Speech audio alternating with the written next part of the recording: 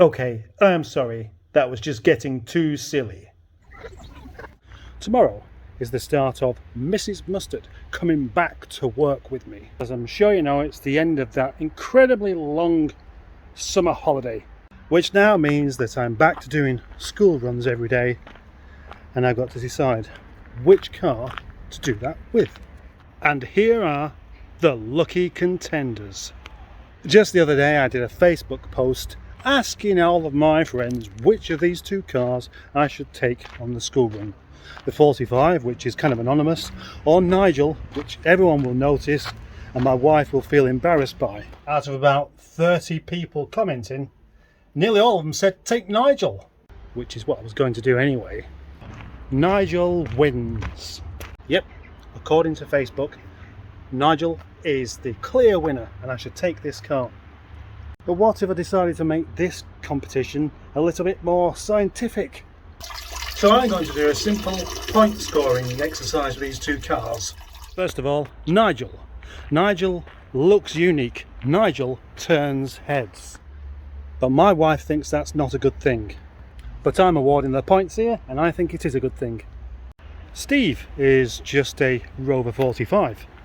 No one's going to notice it, no one's going to look at it. The only people that might look at it would be people that really like Rover 45s. Or people that have them. Or people that used to have them. So that's neither a plus or a minus point as far as I'm concerned. Underneath the bonnet of Nigel, we have a 1.4 K series engine that now has a 52mm throttle body and the correct cable. So it goes rather nicely. I'm giving it a point for that.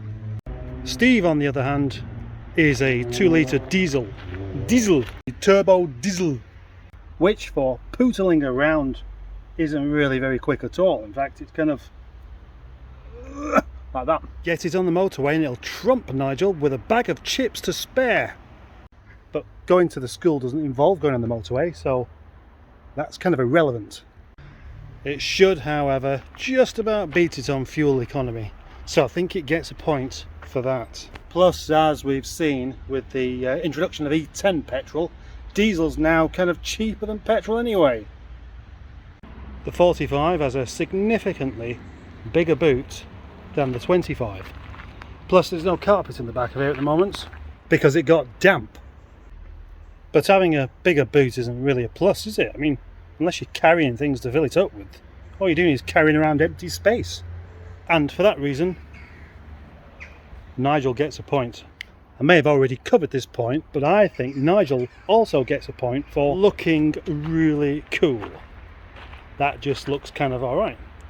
I quite like it, but this looks cool. Come on. That's quite unfair of me. And even more unfair is the fact I'm going to give it 3 points for that rather than just 1. Inside Nigel, we have these half leather seats and it's very comfortable. In fact, it is more comfortable than this. The seats are just simply better quality. The rear leg room is certainly sufficient in the back of the 25. And after all, the people that sit in the back are that big. Not only will they not be uncomfortable, but they don't get a say in the matter.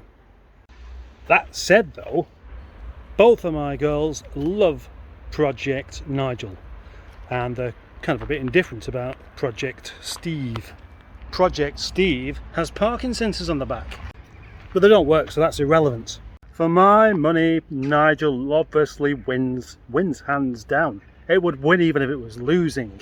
Plus it has the support of all the people I know, with the exception of 2, and is the clear winner even in this competition. But this is a battle of myself, all the people I know, what I think, what I know, and the will of my wife. The show will make it very, very clear how disappointed she is that I've chosen to drive this thing instead. And that is why I'm going to put Nigel away and take Project Steve instead. Sounds like I'm giving in to an easy life, doesn't it? But no, it just means that by giving in, I'm the one who ends up with the point. I'm the one who's allowed to say something passive aggressive and actually get away with it.